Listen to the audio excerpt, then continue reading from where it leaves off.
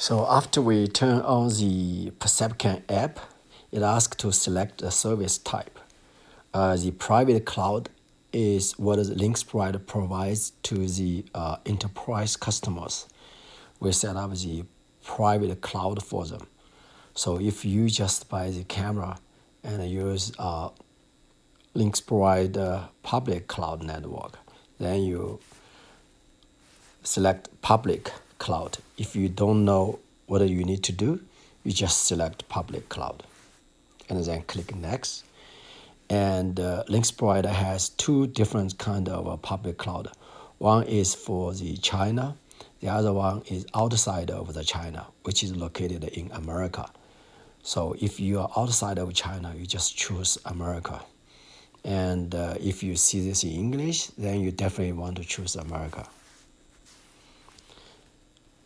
Okay, confirm.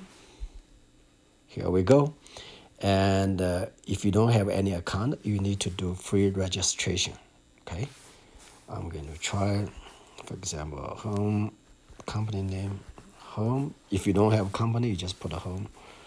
Country. This is the current a list of current supported countries. And if you don't see your country here, please email us. And our email is sales@linksprite.com. Sales@linksprite.com. Let me see. I'm actually located in United States. Oh man. Yes, right here. Account. Put your email address.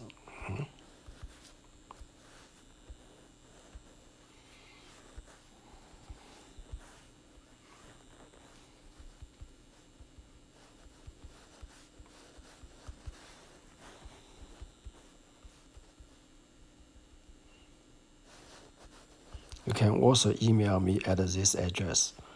Currently, I'm sure jingfen.liu@linksprite.com.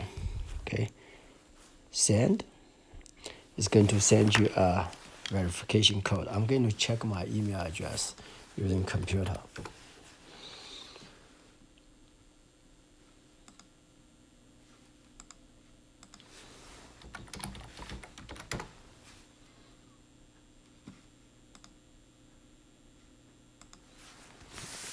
Okay. 391299. Okay, then put your passcode. I'm going to just put 1, 2, 3, 4, 5, 6. Okay, register. Doesn't match.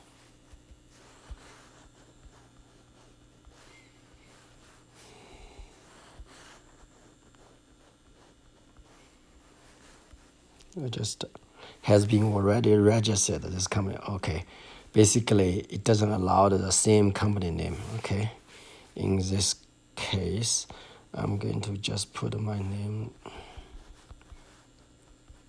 Jinfeng.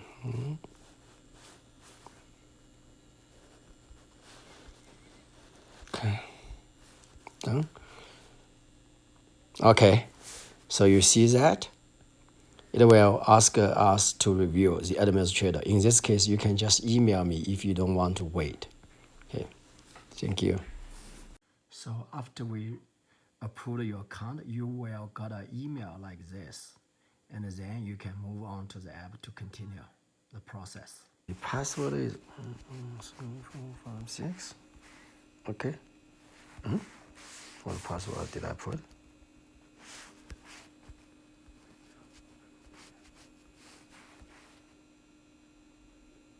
Okay. So Percepcam would like to send you notification. You do want to accept it because you're going to enroll post, and when it get recognized, it's going to push you allows. You see allow. Okay. Now, obviously, this thing shows the BI, business intelligence, shows the profiles of the visitors of your store, of your house, how many visits, how many visitors. What's the difference between them? The visits means if you see a person one time, you count it once. Visitors means even these guys come to your stores multiple times, for example, 9 times, it still counts as one time, one visitors, okay? But because of the algorithm could make mistake due to, for example, different pose. If you look at the face from different angles, it could be make it clustering, means classify this different face into one guy. So could be some mistake. But for a large number of visitors, for example, more than 20 visitors, then which is acceptable. And how many times non-person and VIPs and age and gender, okay, this kind of thing. So what do we do now? We need to add our first camera. Before we add our first camera, we need to create a store, okay? We need to create a store. So here, nothing here, because this app is supposed to be used, can be used if you have multiple properties and you link all the cameras install at different locations. So we need to go to our store. Right now, no store. So go to store manager and then we add our first store. Okay, permission GIS, allow, okay. And store name, right now I'm in Boulder, Colorado, so I put Boulder. Address, you know, you don't really care, so I just put address, city. I'm going to put Boulder. State, I'm going to put Colorado. Time zone, which is really important, okay? I'm actually in Mountain Time. Denver, America. Oh, man. Right here. And save. Okay, that's my first store. Now I can add my first camera. Okay, in this case, I only have the Z2 camera, which support both Wi-Fi and Ethernet. Okay, so in here, go to this store, click add. Okay, I'm gonna have face capture camera. I have the Z2 camera. Name is my, for example, front door. Don't put any space there. So do you want to use this camera to do the counting? Okay, the thing is like that. If you including this on, if you say this on or off, if you put this on, then the face get collected by this camera going to be used to count towards how many visitors into this store, okay? And if you add like 2 or 3 or 4 cameras, then it try to do the deduplication. Means if this face has been shown multiple times across all those cameras, it's going to count only one visitor, which is a good thing. And if you don't want to have this traffic statics, you just turn it off. Okay. In this case, I do want to turn on. Floors, we have several floors here, and I'm going to just put a first floor. Okay. And we also support NVR. I'm going to come to this later, because this Z2 does support some local video recording on the SD card. But I don't that big a fan of SD card because it's not a heavy duty. I always like using the NVR. Okay. Next, now we're going to scan the QR code of the camera. Right now, the J2 camera just sit on my table, and it doesn't have power or Ethernet or whatever, just a plain camera itself. I'm going to scan the QR code. Yes, I do want to access the camera. And where is my QR code? Right here. Okay. Please select the network connection. Because this camera supports dual mode, Ethernet or Wi-Fi. You know, for really easy to set it up, I'm going to just using Ethernet, okay? And then later we can, after we configure everything, then we switch to WLAN. Okay, so Ethernet, next. Okay, so the camera right now is offline. I'm going to, so the camera right now sit on my table. I'm going to power the camera using power supply and the Ethernet. I put the Ethernet cable and the power supply. I do recommend you set up like this first before you fix the camera on the wall, because if something goes wrong, you actually can fix it. If I do this, now we go to the app and see if it's online or not. It's going to take up to like 2 or 3 minutes, so just be patient. So we go to the app or keep refreshing. It's offline. It's offline, so it could be take several minutes. So if, okay, now it's online. So if I play, I'm able to see the output of the camera, okay? Now if I show the letter pointing the, let me adjust the position of the camera to look at my face. I'm able to get the face of here, okay? You see my face. And then let me go to here, store record. It takes some time, it will be good. My face. I'm going to walk away from the camera. So I see here, because if I keep standing in front of the camera going to track my face and going to be output only one good face to our cloud. Okay, so I'm going to move away and see what's happening here. Here you go. You get the first face here.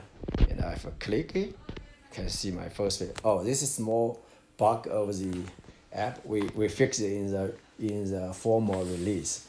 So when you do this, you shouldn't see this, and you can share this thing to your Facebook or whatever. Then you can download, you can see the face. And if I go to here, you can see how many visitors, okay? And if I do this, I can add this, I can add it to be my name, so later on you can recognize me. Group, for example, I'm a suspect or blacklist, you can put a blacklist. Do you want to have the all store-wise using this thing or optional? This is really cool function, huh? Add it. Then this face is being added to the cloud. And then if I come here later, see, the face takes, if I come to this standing in front of camera again, it's going to send a load, okay? Sending a load, for example, I'm doing view, okay? And up to like 20 seconds because all the delay of the cloud, public cloud. You see here, store record, visitor record, and recognition record. See, recognize me because I'm doing the video recording, so it didn't push my alerts. The alerts is disabled, so you should be able to see the alert, push alert on your phone, which is good, okay? And yeah, so if you put the SD card on the camera, I'm going to cover about that later, shortly, and you can do playback. Right now, I don't have any SD cards there, so no playback signals or no playback files. You can put a SD card with less than 6 giga. I'm going to cover that later. So let's take a screwdriver. This is TF card. This is a speaker. Before you use, please remove the plastic here because it covers the mic. Mic is right here, so you need to remove it. TF card. This camera doesn't, Z2 camera doesn't come with a TF card, so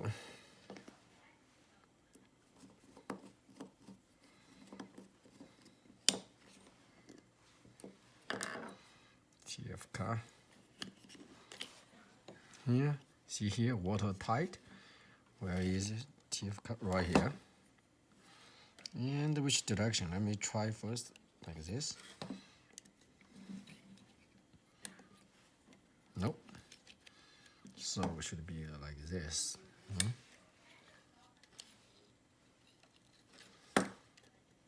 Yes, works. Press it. Here the click and feel it tight. Okay.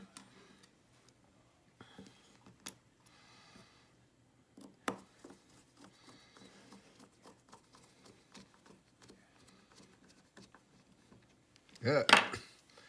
Now we apply the power and the Ethernet. Let's go to Store Manager, Camera, Play. Let's click Settings. Go to the Store Management. Here shows the memory card. Because this is the first time I put my SD card there, I want to format the SD card. Yes.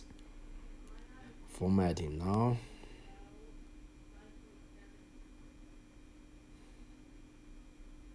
Formatting successfully.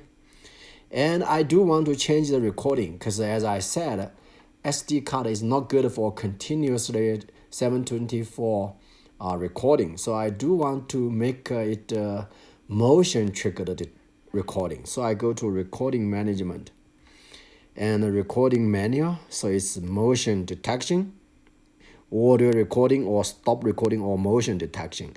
Motion detection means whenever the camera detects motion, then I recording. So I'm going to use motion detection. Sensitivity means if you like have some leaves fall off, do you want to make it recording? So like this sensitivity means really low sensitive. Like you have a dog comes, it won't trigger. This means really sensitive. I will pick something in between, okay?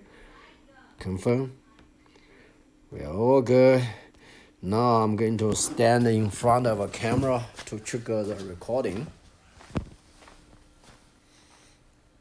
See here? And the camera works that way. If it triggers recording, it doesn't necessarily immediately create a video clip. So what it does is it's going to last for several minutes between it create or write a video clip. Okay, so we're going to stop and come back in like 10 minutes and check what's going on. Let's look at the camera again. Oh, something is wrong. Look at here. My local time is 7:45 p.m. Mountain time, but look at the camera's time is 10:43. That's China's time. So that means the camera's time zone is not configured. So let me try to configure. You see GMT +8. So I cannot change the here. So I need to log into the camera and change its time zone to match my time zone. So I need to find the camera's local IP address, which is 192.168.0.51. So we are going to log in use web browser and to change the camera's time zone.